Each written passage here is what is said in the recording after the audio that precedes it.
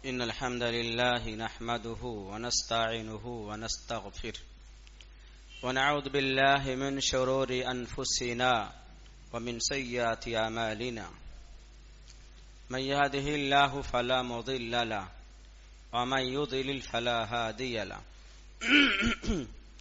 وأشهد أن لا إله إلا الله وحده لا شريك له وأشهد أن محمدا عبده ورسوله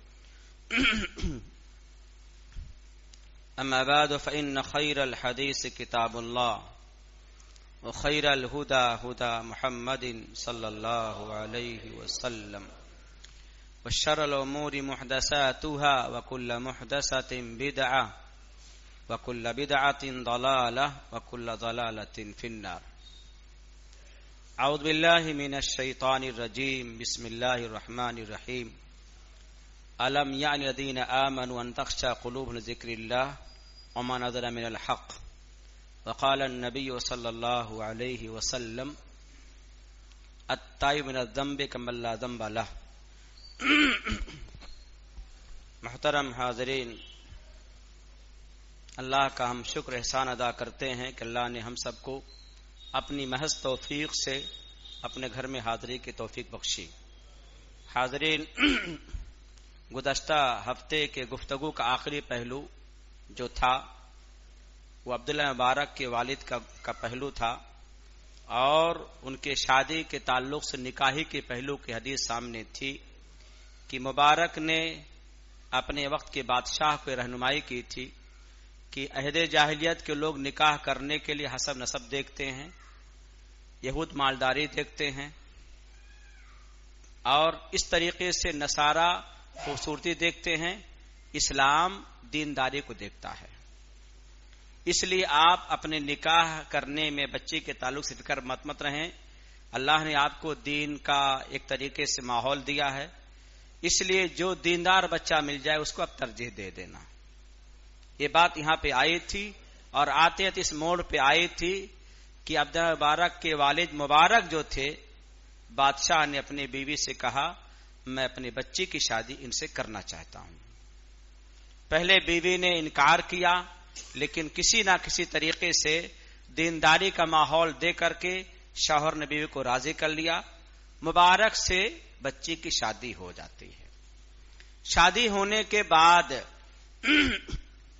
ہونے کے بعد اللہ کی توفیق سے ایک لڑکا پیدا ہوتا عبداللہ نام کا. بادشاہ کا انتقال ہوتا ہے، ساری جائیداد مبارک کے پاس آ جاتی ہے. بچہ اپنے ماں باپ کے آگوش میں پریش پاتا عبداللہ، لیکن اللہ کی مرضی، آدمی کا ایمان گھٹتا بھی ہے بڑھتا بھی ہے. ایک نیک باپ کا لڑکا، مجھے اسی کے عنوان کو جتنا چاہوں پھیلا کے بات کر سکتا ہوں، جتنا بھی چاہوں. ایک نیک باپ کا لڑکا عبداللہ راستے سے بھٹک جاتا ہے. اب یہ دیکھنا ہے کہ ایک بادشاہ نے اپنے بیٹی کی شادی دیندار سمجھ کے دیا تھا اور دینداری کو ترجیح دیا تھا، تو اس واقعے سے ایک پیغام یہ سامنے آئے گا کہ اگر میں اپنی بچی کی شادی کسی غریب نادار سے ضرور کرتا ہوں لیکن دیندار ہے تو نتیجہ ایک نہ ایک دن خیر ہی کا ہوگا. یہ آپ کو ذہن میں رکھنا ہوگا. ایک نہ ایک دن خیر ہی کا ہوگا، بیچ میں راستے جھمیلے کے جو بھی آئیں. تو عبداللہ راستے سے بھٹک جاتے ہیں، بھٹکنے کی وجہ صحبت غلط مل جاتی ہے، لیکن ماں باپ بچے کو دیکھ کر کڑتے تھے، بہت پریشان ہوتے تھے، دعائیں کرتے تھے، صدقات کرتے تھے، نظر مانتے تھے کہ اللہ میرا بچہ تیرے دین کا وفادار بن جائے، میں یہ کروں یہ کروں یہ کروں. کل ملا کر کے بچہ عہد شباب کو آتا ہے، جوانی کو آتا ہے، لیکن برائی کے ماحول میں ڈوبا ہوا ہوتا ہے. صفۃ الصفوہ علامہ جوزی کی کتاب ہے جہاں سے میں واقعہ نقل کر رہا ہوں. آپ فرماتے ہیں عبداللہ ابن مبارک یعنی عبداللہ اپنے غلط ساتھیوں کے بیچ میں ہوتے ہیں جہاں شراب و کباب کی محفل رسی بسی ہوتی ہے. ایک لمحے کے لیے آپ کو نیند آ جاتی ہے. نیند آ جاتی ہے. نیند آتے ہی خواب میں دیکھتے ہیں ایک بہت بڑا سا باغ ہے. اس باغ میں ایک چڑیا ہے جو ٹہنی بیٹھی ہوئی پڑتی ہے الم یعنی للذین آمنوا ان تخشع قلوبهم لذکر اللہ وما نزل من الحق. کیا ایمان والوں کے لیے وہ وقت نہیں آیا کہ ان کا دل اللہ کے ذکر سے اور حق سے نرم پڑ جائے. آپ بھی اس سورت کو سورہ حدید آیت نمبر 16 کا ٹکڑا ہے, آپ بھی پڑھ سکتے ہیں. اللہ نے اس سے پہلے منافقین کا تذکرہ کیا ہے کہ کل قیامت کے دن اہل ایمان کا نور آگے آگے جا رہا ہوگا, منافقین کا نور بجھ جائے گا.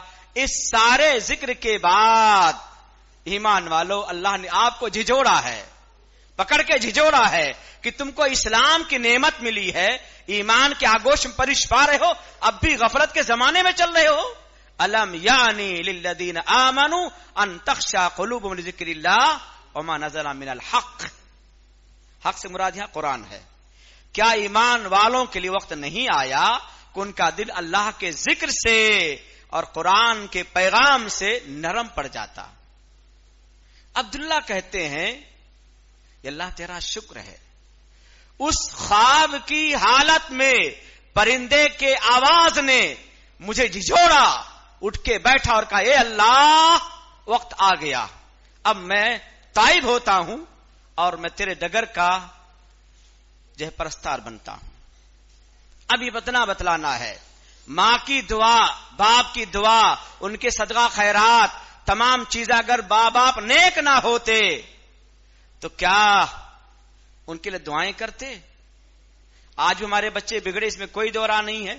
کچھ تو ماں باپ مایوس ہو جاتے ہیں, ضرور نیک ہوتے ہیں لیکن مایوس ہو جاتے ہیں, ضرور نیک ہوتے ہیں لیکن کہتے کیا کرے جوان ہو چکا ہے. لیکن ماں باپ نصیحت خوب کرتے رہے, خوب کرتے رہے, خوب کرتے رہے, دعائیں کرتے رہے, صدقات کرتے رہے, اللہ نے جوانی کے عالم میں انقلاب برپا کیا, جوانی کے عالم میں انقلاب برپا کیا. اور میں گزشتہ ہفتے 700 بتایا تھا نہیں, 180 میں آپ کا انتقال ہوتا ہے. یوں کہو نا آج سے 1200 سال پہلے کی بات ہے, تقریباً 1200 پہلے کی بات ہے. ترمذی حدیث اٹھا کے پڑھو گے نا تو جگہ جگہ سند آپ کا نام آتا ہے. اب آپ آگے سنیں, اللہ نے ان کو علم کا اتنا بڑا پہاڑ بنایا, اتنا بڑا پہاڑ بنایا کہ جس کی کوئی حد نہیں, اور دنیا سے اتنا بے رغبت تھے, اتنا رغبت تھے جس کوئی حد نہیں. سال بھر جو مال تیار ہو, تجارت کا پیشہ تھا, جو تیار ہوتا غرما بھی خرچ کرتے لاکھ روپیہ.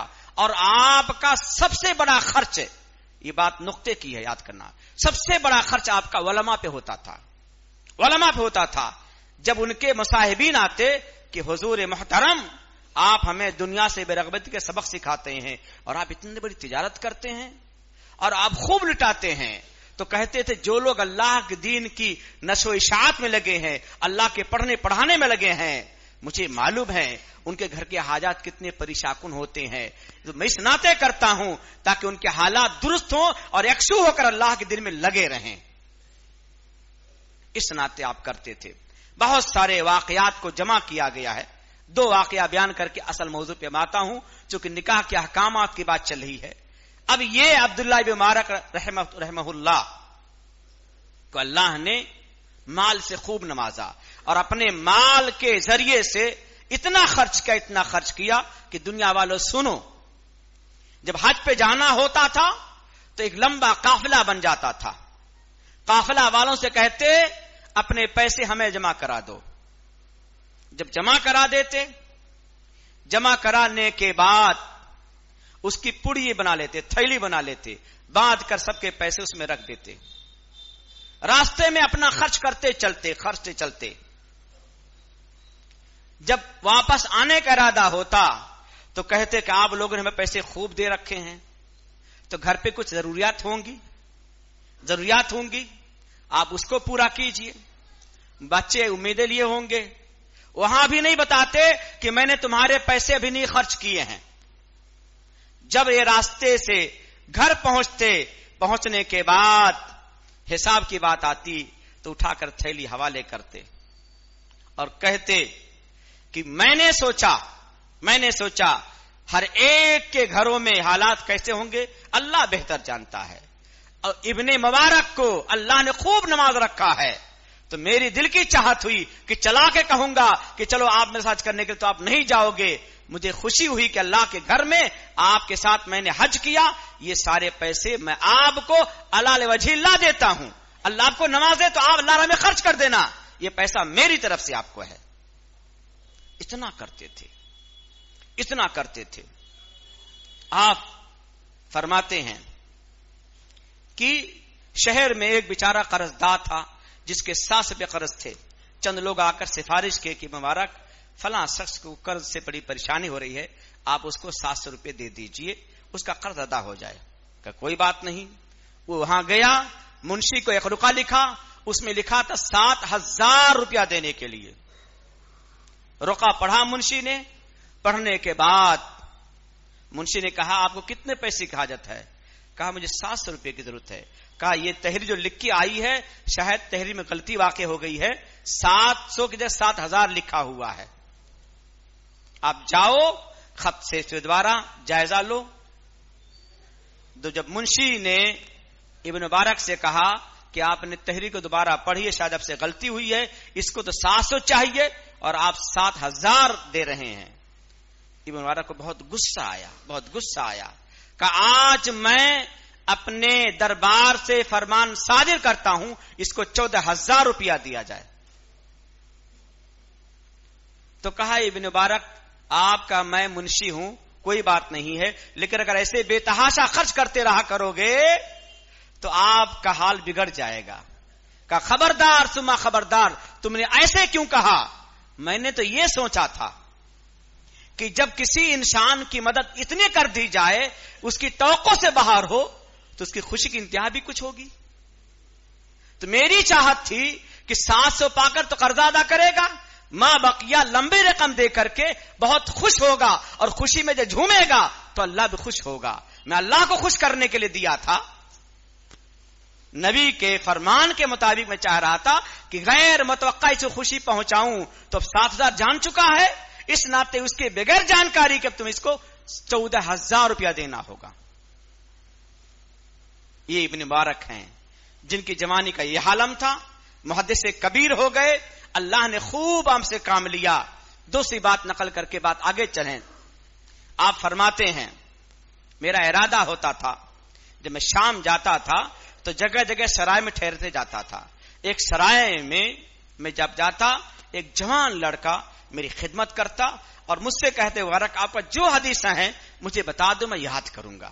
تو بڑے شوق سے حدیث یاد کرتا تھا.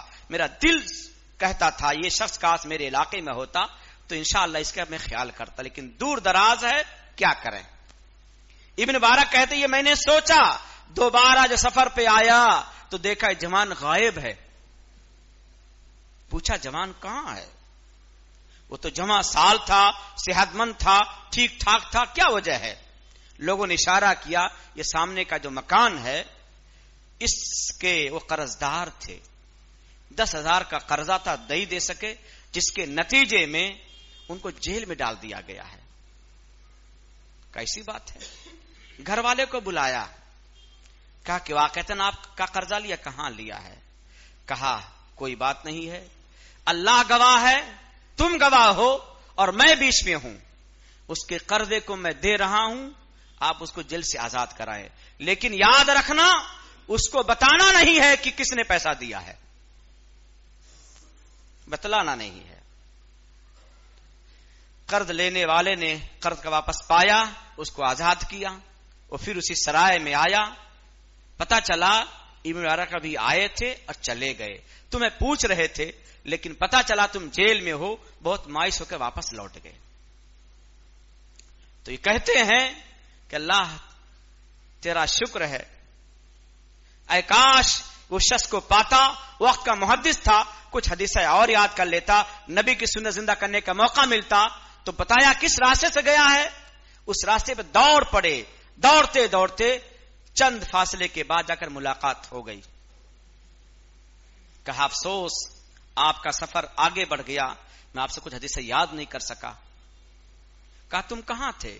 کہا میں جیل میں تھا، پتہ نہیں کس اللہ کے بندے نے قرضہ میرا ادا کر دیا، میں رہا پا ہو گیا، پتہ چلا بھاگا بھاگا آیا ہوں۔ کہا اللہ کا شکر ادا کرو، اللہ نے ادا فرمائی یاد رکھنا جس نے قرضہ واپس اپنا پایا تھا اس نے اپنے وفات کے کچھ دن پہلے بتلایا تھا۔ کیوں؟ وعدہ تھا کسی بتلانا مت۔ یہ وہ شخص ہے جو اپنے ماں باپ کے دعاؤں سے ہدایت کی ڈگر پہ جب آیا تو اللہ نے ایک عظیم کام لیا۔ بڑی موٹی کتاب ہے، ٹھیک ہے، بڑی موٹی کتاب ہے۔ ایک کتاب ان کی میرے پاس کتاب الجہاد نام کی ہے جو 600 صفحات پہ ہے، ٹھیک ہے۔ اب میری گفتگو احکام نکاح کے تعلق سے چل رہی تھی، جن میں سے میں نے پہلی حدیث پڑھی تھی لا نکاح الا بولی، بغیر ولی کے نکاح صحیح نہیں ہے۔ اس کے تائید کی دوسری روایت ہے ایما امارات نکحت نفسها بغیر اذن ولی فنکاح ہوا باطل فنکاح ہوا باطل فنکاح ہوا باطل۔ جس کسی عورت نے اپنی شادی بغیر اپنی ولی کی رضامندی کے کر لیا اس کا نکاح باطل ہے، اس کا نکاح باطل ہے، اس کا نکاح باطل ہے۔ دینی بھائیوں، یہ سماجی طور پہ یہ ذہن بالکل صاف ہونا چاہیے کہ اسلام ہمارا جو سچا مذہب ہے اس کے کسی اصول پر دنیائے انسانیت میں قیامت تک لچک انشاءاللہ نہیں آ سکتا۔ چچا بھی اگر باپ کی غیر موجودگی میں شادی کر دے تو باپ واپس آئے گا۔ اسلامی شریعت اس بات کی پابند کہتی ہے چچا کے نکاح کو باپ چاہے گا تو باقی رکھے گا ورنہ توڑ دے گا۔ دلیل یہ ہے ہو سکتا ہے چچا نے اپنا کوئی الو سیدھا کرنے کے لیے بھتیجی کی شادی کر دیا ہو، اصل ہمدرد خیر خواہ باپ ہی ہوتا ہے۔ اس ناطے دنیا والوں یاد رکھنا، اگر 100 میں ایک ماں باپ ایسے ظالم مل جاتے ہیں تو ان کی بات کو یہاں نہیں گن سکتے ہم، لیکن ہماری شریعت نے فرمایا جس ماں نے جس باپ نے اپنے آگوش اتنے بچے کو پالا پوسا ہو ان کو جہنم میں نہیں ڈالیں گے۔ اب یہ تو بات ہو گئی، اب کوئی عورت کسی عورت کی شادی نہیں کر سکتی، کوئی عورت کسی عورت کی شادی نہیں کر سکتی، نہ خود اپنی شادی کر سکتی ہے۔ یہاں پہ یہ کہا جائے کہ بچی بالغہ ہے، خود اپنے مال کے حال کی مالکہ ہے، شادی کر سکتی ہے، یہ بات جب بھی بیان کرتا ہوں تو بڑی فکر ہو جاتی ہے، اس تبصرہ نہیں کرنا ہے، لیکن اگلی حدیث یاد رکھنا، جو عورت اپنی مرضی سے بغیر ماں باپ کی رضامندی شادی کر لی وہ عورت زانیہ ہے، یاد رکھنا وہ عورت زانیہ ہے۔ اب میری سمجھ بات نہیں آتی ہے کہ ہمارے علماء جو دن بھر اسی ممبر پر بیٹھ کر چیختے چلاتے ہیں وہ کیسے اعلان کرتے ہیں بالغ لڑکی اپنا حق رکھتی نکاح کرنے کا۔ کورٹ میرج کا تصور ہوتا ہی نہیں سرے سے، جان لینا۔ اگر یہ نقطہ بیچ میں نکل گیا ہوتا کہ کوئی بچی اپنا نکاح نہیں کر سکتی بغیر ولی کے تو کورٹ میرج تصور نہیں ہو سکتا، لیکن آج کورٹ میرج کی شکلیں آسان ہم ہی علماء نے کیا ہے اس ممبر سے۔ آپ یاد رکھنا، جس کسی عورت نے کسی عورت کی شادی کی وہ جائز نہیں، جس عورت نے اپنی شادی کر لیا اس کی شادی منعقد نہیں ہوگی، اور یہی زانیہ ہے، یہی زانیہ ہے۔ اب یاد رکھنا، شریعت کے باب میں جہاں ولی کا وجود شرط ہے، جہاں ولی کا وجود شرط ہے، وہیں یہ بات بھی ذہن میں یاد رہے کہ اگر ایک ولی بغیر بچی کی رضامندی کی نکاح کر دے تو دو روایت ہے۔ پہلی روایت خنسہ بنت حزام رضی اللہ تعالی عنہا کی ہے، آپ کی شادی آپ کے باپ نے بغیر ان کی رضامندی کے کر دیا۔ پھر کیا ہوا؟ اللہ کے نبی صلی اللہ علیہ وسلم کی خدمت میں آئیں اور کہا اللہ کے نبی صلی اللہ علیہ وسلم میرے باپ نے اپنی شادی، میری شادی، بلکہ روایت میں ابن صحیح روایت میں چچا کے لڑکے سے بھی آتی ہے کہ میری شادی میرے چچا کے لڑکے سے کر دی جبکہ میں رشتہ پسند نہیں کرتی ہوں۔ اللہ کے نبی نے اس رشتے کو توڑ دیا، فرد نکاحہا، اس کے نکاح کو توڑ دیا۔ اس روایت میں یہ عورت کیا تھی؟ سیبہ تھی، یعنی شوہر دیدہ تھی، جس کی یا تو شادی ہوئی تھی شوہر نے طلاق دیا تھا، یا جس کی شادی ہوئی تھی اس کے شوہر کا انتقال ہو گیا تھا. صحیح یہ بات تھی. دوسری روایت پہ قدم رکھیں. ایک باقرہ لڑکی جس کی شادی اس کے باپ نے کر دیا، جس کی شادی اس کے باپ نے کر دیا، وہ بھی اللہ کے نبی صلی اللہ علیہ وسلم کی خدمت میں گئی کہ اللہ کے نبی میری شادی میرے ابو نے فلاں جگہ کر دی، میں اس کو ناپسند کرتی ہوں. یہاں فخیرہا، اللہ کے نبی نے اس کو اختیار دیا، چاہے تو اپنی شادی باقی رکھے یا توڑ دے. آپ یاد رکھیں یہ شرعی مسائل ہیں. یہ ایک مسئلہ اور آپ جان کے چلیں. اب اگر رخصتی نہیں ہوئی تھی تب تو یہ معاملات ہیں. اب تو معاملات ہیں، شادی ہو گئی، بچی نے فیصلہ کر دیا مجھے نہیں جانا ہے، تو اب شوہر کو طلاق دینے کا اختیار دینے کی ضرورت نہیں ہے، خود عورت کا فیصلہ اپنا کام کر جائے گا. لیکن اگر اپنے سسرال جا چکی، خلوت مل چکی، شادی ہو گئی، ولیمہ ہو چکا، اب اگر وہ اپنے شوہر سے اجازت چاہنا چاہتی کہ میں تیری نکاح میں نہیں رہنا چاہوں گی، تو یہاں پہ کیا کرنا پڑے گا؟ خلا کرنا پڑے گا. شوہر کو راضی کر اسے طلاق مانگو. یاد رکھنا ہر موڑ پہ رخصتی ہو جانے کے بعد شوہر کو پابند کیا جائے گا کہ آپ طلاق دے دو. اب نہیں دیتا ہے، وجہ معقول ہے، تب نکاح فسخ کی جائے، اس کی شکل الگ ہے. یہاں اتنی بات ہونے کے بعد اب تیسری بات لعان کی آتی ہے. کبھی کبھار میاں اور بیوی کے بیچ وہ موڑ آ جاتا ہے کہ عورت بدچلن ہوتی ہے اور شوہر اپنے آنکھوں سے کہیں بیوی کو اپنے غلط کام کرتے دیکھ لیتا ہے، پر اپنی بیوی کو غلط کام کرتے دیکھنے کے لیے اس کی غیرت گوارا نہیں کرتی میں گواہ لاؤں، نہیں گوارت کرتی ہے. لیکن شریعت پابند کرتی، گواہ آپ کو لانا پڑے گا. سورہ نور میں ہے جو لوگ اپنے بیویوں پر الزام لگاتے ہیں پھر وہ اپنے ثبوت میں گواہ نہیں پیش کرتے ہیں، ان پر 80 کوڑے برسیں گے الزام لگانے کے ناطے. لیکن اگر گواہ لے آئے آپ تو بات پختہ ہو جائے گی. لیکن عام طور پر لعان کی شکل میں بات یہ ہوتی ہے کہ شوہر نے کہہ دیا میری بیوی غلط ہے، میری آنکھوں نے دیکھا ہے. اسلام کہے گا آ جاؤ، تم قسم کھاؤ اللہ کی جناب میں کہ اللہ کی قسم میں اپنے قول میں سچا ہوں کہ میری بیوی نے غلط کام کیا ہے. 4 بار کہنے کے بعد اب آپ کہو مجھ پر اللہ کی لعنت ہو اگر میں اپنے قول میں جھوٹا ہوں، میری بیوی سچی ہو. عورت سے کہا جائے گا کیا تو غلط کام کی ہے؟ اگر اعتراف نہ کرے، مثال کے طور پہ اعتراف نہ کرے، تو ایسی صورت میں اس سے بھی 4 قسم لی جائے گی. وہ کہے گی اللہ کی قسم میں اپنے قول میں سچی ہوں. 5ویں بار کہے گی اللہ کی قسم اگر میں اپنے قول میں جھوٹی ہوں اور میرا شوہر اپنے قول میں سچا ہے، مجھ پر اللہ کی غضب نازل ہو. اس کا نام لعان ہوا. ایسا کرنے کے بعد اب بیوی پہ کوڑا لگے گا نہیں، ان کا معاملہ اللہ کے حوالے کر دیا گیا. پر شوہر اور بیوی کے بیچ ہمیشہ کی جدائیگی کر دی جائے گی، یہ بتلانا ہے. ایسی عورت جس پہ شوہر نے الزام لگایا، دونوں نے قسم کھا لیا، قسم کھانے کے بعد فرق بینہما، دونوں کو جدائیگی کرا دی جائے گی. یہ تو ہوا جناب لعان کا. اب دوسرا نقطہ آتا ہے منہ بولے بیٹے کے نکاح کا. ہمارے سماج میں خاص طور سے جودھ پور میں میں نے دیکھ رکھا ہے، اکثر لوگ اپنے بھائی کے بیٹے گود لے لیتے ہیں یا بیوی اپنے بھتیجے گود میں لے لیتی ہے، کوئی بات نہیں ہے. اسلام میں گود لینا کوئی عیب کی بات نہیں ہے.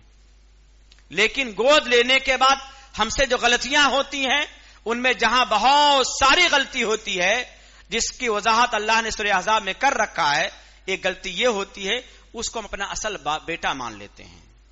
وہ اپنا اصل باپ مان لیتا ہے، ہم اس کو اپنا اصل بیٹا مان لیتے ہیں. شریعت میں زید بن حارثہ رضی اللہ تعالی عنہ یہ پہلے منہ بولا بیٹے ہیں. غلام بن کر آئے تھے، خدیجہ کے غلام تھے، خدیجہ نے اللہ کے نبی کے حوالے کر دیا تھا۔ پتا چلا کچھ دنوں کے بعد زید گھر والے آئے، نبی نے کہا یہ تمہارا بیٹا ہے، لے کے جا سکتے ہو، ہم اس کو آزاد کر دیتے ہیں۔ آزاد کر دیا، لیکن زید بن حارثہ رضی اللہ عنہ، اللہ کو قریق رحمت فرماوے، اللہ پر رحمت نازل فرماوے، آپ نے فرمایا اگرچہ آپ نے مجھے آزاد کر دیا ہے لیکن آزادی کے مقابل میں غلامی پسند کرتا ہوں، لیکن میں نہیں جاؤں گا۔ یہ زید بن حارثہ ہیں جن کو نبی نے اپنا بیٹا مان لیا تھا۔ آگے چل کر کے سورہ احزاب کے اندر موجود ہے کہ آگے چل کر کے زید کی شادی زینب سے ہوئی تھی، ہونے کے بعد زینب کو طلاق دیا زید رضی اللہ تعالی عنہ نے۔ آگے چل کر کے آسمان سے وہی نازل ہوتی ہے اور اللہ کے نبی صلی اللہ علیہ وسلم زینب سے شادی کرتے ہیں، دنیا کو بتلانے کے لیے کہ زید ابن محمد نہیں ہے، زید بن حارثہ ہے، لہذا منہ بولے بیٹے کی بیوی سے نکاح ہم کر سکتے ہیں۔ لہذا دنیا والوں یاد رکھنا، یہاں دو مار پڑے گی ہم پر۔ پہلی مار تو شخص پہ پڑے گی جو لڑکا اب جوان ہو گیا ہے، اس کو معلوم ہے میرا اصل باپ یہ ہے اور اس کو چھوڑ کے میں ان کو باپ بنا رہا ہوں۔ نسب بدلنے کا جرم عظیم ہے۔ نمبر 2، وراثت کے باب میں چولہے بھاڑ میں ہم چلے جاتے ہیں، ہمیں ذرا بھی اسلام کا پاس و لحاظ نہیں رہتا ہے۔ جس طریقے سے بچیوں کے وراثت کو ہم ڈکار لے جاتے ہیں، ایسے بار صاحب کہتے بھائی تم تو فلاں گود میں چلے گئے، اس کی وراثت کافی ہوگی، یہاں کیوں لوگے؟ یہاں اسلام نہیں یاد آتا ہے، لیکن کپڑا پہنے مولانا سے نماز پڑھ رہا، اس کا کپڑا ٹخنے کے نیچے یاد آ جاتا ہے۔ عجیب صورتحال ہے۔ مسجد میں بہت نماز یاد آتی ہے، دین یاد آتا ہے، باہر نہیں یاد آتا ہے۔ اچھے مثالیں موجود ہیں وراثت کے باب میں، بچیاں بھی اور یہ دونوں اس طریقے غلطیاں ہو رہی ہیں۔ یاد رکھنا ہم جب مرتے ہیں تو ہمارا کچا چٹھا رب کے سامنے واضح ہو جاتا ہے۔ ایک بھی چیز ہے، ہم کیوں اس کی آخرت کو زندہ کر رہے ہیں، بلکہ اس کے دن کیوں سنوار رہے ہیں؟ ایسا نہ ہو کہ ہم دنیا سنوارنے میں اللہ کو ناراض کر بیٹھیں۔ اس ناطے لیان کا واقعہ سننا، اس کے بعد دوسرا معاملہ کیا ہے؟ منہ بولے بیٹے کا۔ آخری بات جس کا تعلق نکاح شگار سے ہے۔ ایک لمبے زمانے تک سکڑی گلے کا معاملہ لٹکا ہوا تھا، لوگ آپس میں سمجھ رہے تھے، شریعت کو پوچھنا چاہیے تھا شگار کی تشریح کیا ہے۔ آپ آؤ فلاں کی بچی کا مانگو کہ جناب میرے بچے جمع ہو چکے ہیں، میرا فلاں بچہ ہے، آپ اپنی بیٹی کی نکاح میرے بچے سے کر دو، کوئی بات نہیں ہے، کر لیں گے۔ اب یہ لڑکی والا کہہ دے میرا بچہ بھی جمع ہو گیا ہے، ہم اس شرط پہ اپنی بیٹی آپ کو دیں گے کہ آپ اپنی بیٹی میرے بیٹے کو دو، اور ہم دونوں کے بیچ مہر نہیں ہوگی، نہ یہ مہر پائے نہ یہ مہر پائے۔ اس کا نام نکاح شگار ہے، نکاح شگار ہے۔ لیکن اگر آپ اور ہم دونوں گفتگو کرتے رہے کہ جناب آپ کی بیٹی جمع ہے، میرا بیٹا جمع ہے، آپ میری بچے سے نکاح کر دو، آپ نے ہاں بھر لیا، بات پختہ ہو گئی، چند دن گزرے اور کہا کہ بھائی ایسا ہے، اللہ کا شکر ہے میرا بیٹا بھی جمع ہو گیا ہے، اگر اسی راستے میں بھی معاملہ حل ہو جائے کہ آپ اپنی بیٹی دے دو، کوئی دقت کی بات نہ ہو تو آپ میرے بچے شادی کرا دو، اگلا تیار ہو جائے اور یہاں کوئی شرط بیچ میں داخل نہ ہو، کوئی دقت نہیں ہے۔ مہر جو ملنی تھی ملنی چاہیے، مہر کا کوئی رکاوٹ نہیں ہے، تو یہ نکاح شگار نہیں ہے، یہ نکاح شگار نہیں ہے۔ سماج میں یہ چیز صاف ہونی چاہیے کہ نکاح شگار میں جان بین میں شرط ہوتا ہے، میں اپنی بیٹی تیرے بیٹے کو دوں، اس شرط کے ساتھ تو بھی اپنی بیٹی میرے بیٹے کو دے، اور ہم دونوں کے بیچ مہر نہیں ہوگی، مہر نہیں ہوگی، یہ تب اس کا نام نکاح شگار ہوتا ہے۔ ٹھیک ہے، تو سماج والوں نکاح شگار کی تفسیر سمجھو۔ اللہ کا ایک نظام ایسا ہے کہ رشتے کے لیے جوڑا اللہ بناتا ہے، اسباب بن جاتا ہے، کبھی کبھار بلا کسی تردد کو بلا اس کے بڑی آسانی سے آپ کے بچے کی شادی فلاں کے بچی سے ہو جاتی ہے. یہ اللہ کا احسان ہے. لیکن یہ معاملہ ذہن میں رکھا جائے، اس کا نکاح شگار نہیں ہوتا ہے. اور نکاح متعہ جس کو آج کل اس کا فیشن بنتے ہوئے مغربی تہذیب نے اس کو عام کر دیا ہے، ہمارا اسلام اس کو ہمیشہ کے لیے حرام کر دیا ہے. نکاح متعہ میں جو چیزیں پہلے شامل حال تھی اسلام نے ہمیشہ کے لیے حرام کر دیا ہے. اس ناطے نکاح متعہ کا تصور اب ہمارے بیچ نہیں رہا، قیامت تک اس کو حرام فرما دیا ہے. حاضرین، نکاح کے باب میں ولی کا شرط ہونا، اور یہ بات معلوم ہوئی کہ نکاح کرنے کے موقع پہ جیسے بچی کو اپنے باپ کے فیصلے قبول کرنا ہے، ویسے باپ بھی اپنے بیٹی کے جذبات کی قدر کر کے معلوم کرے کہ بیٹی میں نے فلاں جگہ پیغام بھیجا ہے، تیرا کیا رائے ہے. اگر کسی راستے سے کو پتا چل جائے کہ ابو جان میرے کان میں کچھ آواز ایسی آئی کہ بچہ شریف نہیں ہے، دین پسند نہیں ہے، آگے چل کے پریشانی بڑھ نہ جائے، تھوڑا آپ اور جانچ پڑتال لو، ٹٹول لو، پتہ لگا لو. ہو سکتا ہے کہیں ایسا نہ ہو خاموشی سے ہمارا کام ہو جائے، بعد میں پریشانی آ جاوے. کوئی دقت کی بات نہیں. یہاں بیٹی باپ کے، باپ بیٹی دونوں کی جذباتی قدر کریں، انشاءاللہ گاڑی بہت آسانی سے آگے نکل کے جاوے گی. کل ملا کر دینی بھائیوں، اسلام جو ہمارا آفاقی مذہب ہے جس کے سائے تلے ساری انسانیت کو آرام اور امن ہے، ہم اس سے باہر نکلیں گے، پریشانی مقدر ہوگی، ذلت کا سایہ ہوگا. اس ناطے شادی کرنے والوں، اللہ آپ کی شادی مبارک ہو، اللہ آپ کے گھر کے جوڑے سلامت رکھے، اللہ تعالیٰ آپ کے لیے آسانیاں ہوں. پوری کوشش کیجئے شادی کے مراحل طے کرنے سے لے کر کے نکاح کے منعقد ہونے تک پوری کوشش کیا جائے. اسلام کے احکامات کیا ہیں، اسلام کے اصول کیا ہیں، اگر آپ قبول کر کے جا رہے تو اچھی بات ہے. لیکن آپ اسی ماحول میں پل رہے ہو، پڑھ رہے ہو، معلوم ہو رہا ہے نکاح بڑکپن کا ذریعہ بن چکا ہے. تو نے ایسی شادی کی، میں ایسا کروں گا کہ میرے سماج، معاشرے یا خاندان ایسا نہیں کیا ہوگا. یہ ناک اونچی کرنے والوں، اللہ تعالیٰ منہ کے بل جب گرا دیتا ہے تب معلوم ہوتا ہے کہ میں نے بڑی ناسپاسی اللہ کے کی ہے. مال بھی اللہ کا ہے، صحت بھی اللہ کی ہے، اولاد بھی اللہ کی ہے. یہ ساری نعمت ایک امانت کی شکل ہمارے حوالے آئی ہے. تو امانت دار میں اللہ کا ہوا، اللہ جہاں چاہے گا وہاں خرچ کرو گے تب تو آپ کے مال میں برکت ہوگی، آپ کی اولاد وفادار بنے گی، دین پسند بنے گی. ورنہ مال بھی ابالے جان، اولاد بھی ابالے جان، اور بہو بھی ابالے جان بنے گی. تجربہ بتلا رہا ہے، میرے سامنے واقعات موجود ہیں. ایسی بچیاں ہیں جو شوہر نیک طبیعت کا ہے کہ مولانا یہ ڈیوٹی سنڈے کو بھی کرتے ہیں، یہ ہمیں کہیں گھماتے نہیں ہیں، شادی کا 2 سال ہو کہیں گھمانے نہیں لے کر گئے. یہ ایسی بچیاں کیوں ہیں؟ گھر پہ آوارگی پیدا ہو چکی تھی تو آج شوہر کی بھی چاہتی ہیں. خبردار، شوہر تمہارا تاج ہے. اگر اللہ کے حکام کا پابند ہے تو اس کے سائے تلے میں رہ کر کے امن کی بھیک اللہ سے مانگو، اللہ مجھے ایسا بنا دے وے. خلاصہ کلام، باتیں لمبی ہو گئی. ہم آخری گزارش کریں گے کہ جھنجھنو علاقے میں ایک مسجد کی تعمیر کے لیے چندے کے لال شہر کے ساری مساجد میں کیا جائے گا. آپ الحمدللہ بہت خوش قسمت ہیں کہ آپ میری آواز پہ لبیک کہتے ہیں. میں بھی اللہ سے دعائیں بھی کرتا ہوں، دل کی گہرائیوں سے مصلی بیٹھ کر اللہ آپ کے تمام جائز تمنائیں پوری فرماوے کہ آپ راہ اللہ میں خرچ کے جب بھی مانگا جاتا آپ آگے بڑھ جاتے ہو.